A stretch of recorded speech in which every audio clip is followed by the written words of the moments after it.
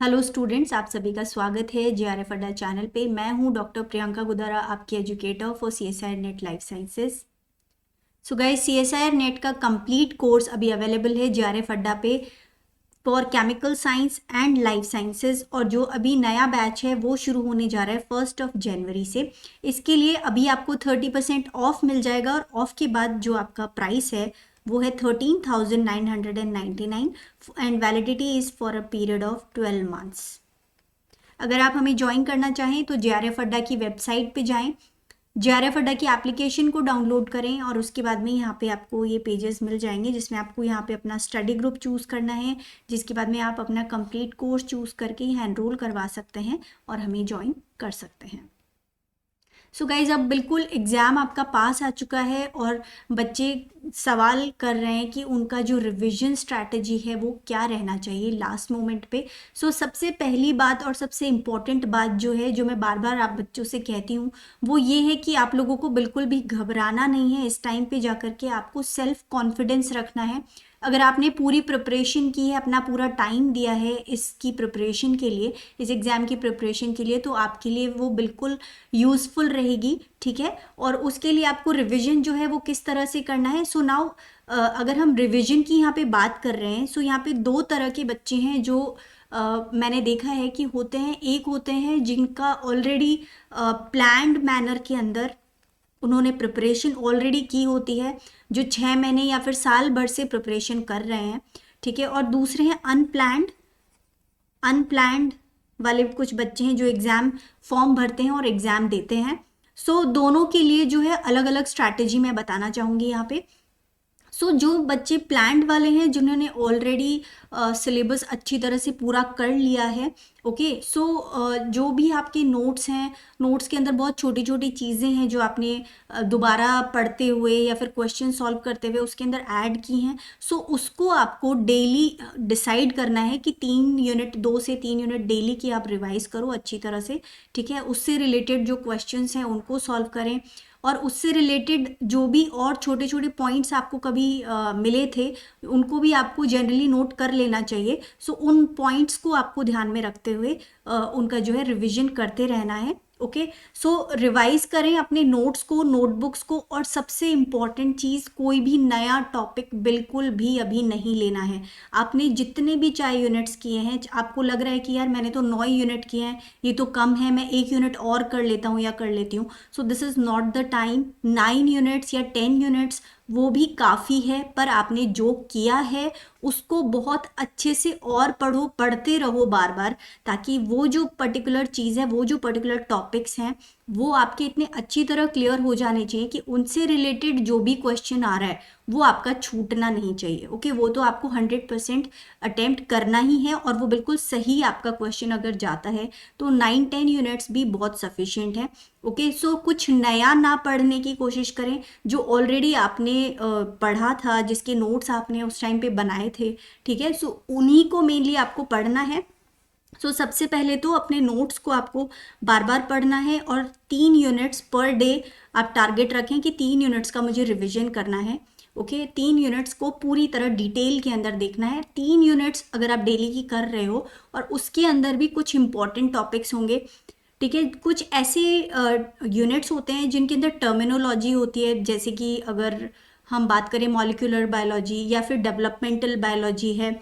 Okay, cell biology के अंदर signalling वगैरह है, या फिर फोटोसिंथेसिस के अंदर बहुत सारे टर्म्स हैं छोटे छोटे। सो उस तरह के जो टॉपिक्स हैं उनको आप पढ़ें सुबह के टाइम, क्योंकि सुबह सुबह उठते ही जब आप पढ़ते हो तो बहुत अच्छे से जो चीज़ें थोड़ी टिपिकल हैं, जिनके अंदर टर्म्स ज़्यादा हैं, फैक्टर्स ज़्यादा आ रहे हैं, तो उस तरह के जो टॉपिक्स हैं वो आप सुबह सुबह पढ़ लो। ठीक है, उसके बाद में जो दोपहर का टाइम है उस टाइम पे आप थोड़ा इंटरेस्टिंग टॉपिक पढ़ो, जब आपको थोड़ा नींद आने का सा टाइम हो जाता है उस टाइम पे वो टॉपिक पढ़ो जिसमें आपको इंटरेस्ट आता है, जो आपको इंटरेस्टिंग लगता है। ओके, उस टाइप के क्वेश्चंस पढ़ो, या फिर जो दिन का टाइम है जिस टाइम आपको नींद आने लगती है वो वाला टाइम आप उसके लिए यूटिलाइज कर लो कि आपका जो प्रीवियस ईयर क्वेश्चन पेपर है वो 3 घंटे का टाइम सेट करके आपको वो पेपर सॉल्व करना है। ठीक है, सो उस टाइम को उस तरह से यूटिलाइज करो कि बिल्कुल भी हमारा टाइम वेस्ट ना हो और पूरा दिन अच्छी तरह से यूटिलाइज हो जाए।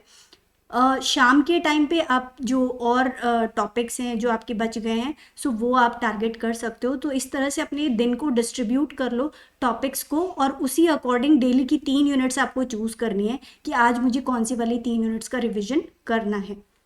सो ये बात होगी प्लान्ड वाले बच्चों के लिए। तो सबसे पहले अपने नोट से पढ़ना है, कुछ बहुत एक्स्ट्रा नहीं पढ़ना है। जितना आपने पढ़ा है, जिस सोर्स से पढ़ा है वहीं से पढ़ें, नए सोर्सेज को यूज़ ना करें बिल्कुल भी। ओके, और सबसे इम्पॉर्टेंट है डेली का एक प्रीवियस ईयर क्वेश्चन पेपर आपको सॉल्व करना ही है 3 घंटे के टाइम में। ओके, डेली का एक प्रीवियस ईयर क्वेश्चन आपको सॉल्व करना है। सो ये तो जो पूरी की पूरी स्ट्रैटेजी है वो प्लान्ड वाले बच्चों के लिए, जिन्होंने ऑलरेडी प्लान किया हुआ था, जो खुद से या किसी कोचिंग इंस्टीट्यूट की हेल्प से जो प्रिपरेशन कर रहे हैं 5-6 महीने या साल भर से, उनके लिए ये वाला स्ट्रैटेजी होगा। जो अनप्लान्ड वाले बच्चे हैं, जिन्होंने अभी महीने 2 महीने पहले ही सोचा था कि हम CSIR नेट का एग्ज़ाम दे लेते हैं, सो उस टाइप के बच्चों के लिए मैं सजेस्ट करूँगी आपका जो अप्रोच है वो होना चाहिए क्वेश्चंस के ऊपर बेस्ड। आप अपना प्रिपरेशन कर सकते हैं, मतलब जो प्रीवियस ईयर क्वेश्चंस हैं, ठीक है, उन्हें सॉल्व करने की कोशिश करें, और उनसे रिलेटेड जो क्वेश्चंस से रिलेटेड जो भी आपको टॉपिक्स समझ में आ रहे हैं उनको थोड़ा साथ साथ में देखते रहें, ब्रश अप करते रहें। सो यही आपका जो है स्ट्रैटेजी वर्क कर सकता है, बिकॉज इसका जो सिलेबस है वो इतना ज़्यादा वास्ट होता है कि आप इस पॉइंट पे आकर के अगर आप प्रॉपर प्रिपरेशन स्टार्ट करेंगे तो वो तो बिल्कुल पॉसिबल नहीं होगा। सो आपका जो अप्रोच है वो क्वेश्चन बेस्ड अप्रोच होना चाहिए।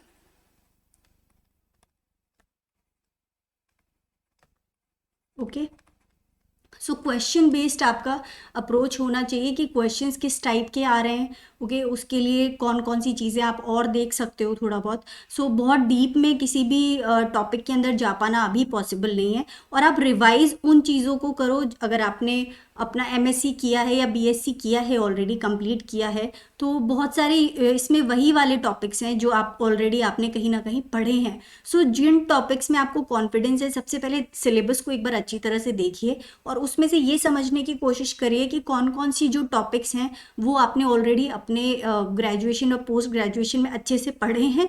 उन्हीं टॉपिक्स को दोबारा पढ़ लीजिए उन्हीं सोर्सेज से जहाँ से आपने पहले पढ़ा था।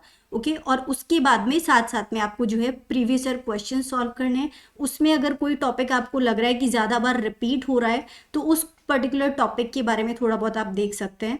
ओके, सो आपका ये वाला अप्रोच रह सकता है। नाउ हर बच्चा अलग अलग यूनिट्स को सिलेक्ट कर सकता है। जैसे अगर आप बायोटेक से हैं तो जैसे मॉलिक्यूलर बायोलॉजी, सेल बायोलॉजी, या फिर जो लास्ट वाले यूनिट्स हैं बायोटेक वाले, सो उस तरह की जो टॉपिक्स हैं वो आप चूज़ कर सकते हो। या फिर आपका जो भी सब्जेक्ट है उससे रिलेटेड आप कुछ यूनिट्स को सिलेक्ट कर लीजिए, और उनसे जो आपने ऑलरेडी पढ़ा है उन्हीं टॉपिक्स को आपको दोबारा से ब्रश अप करके जाना है। और किस तरह का अप्रोच है क्वेश्चंस का, वो जब आप previous year question paper solve करोगे तो आपको समझ में आ जाएगा। सो इसी तरह से आप थोड़ा बहुत प्रिपरेशन कर सकते हैं।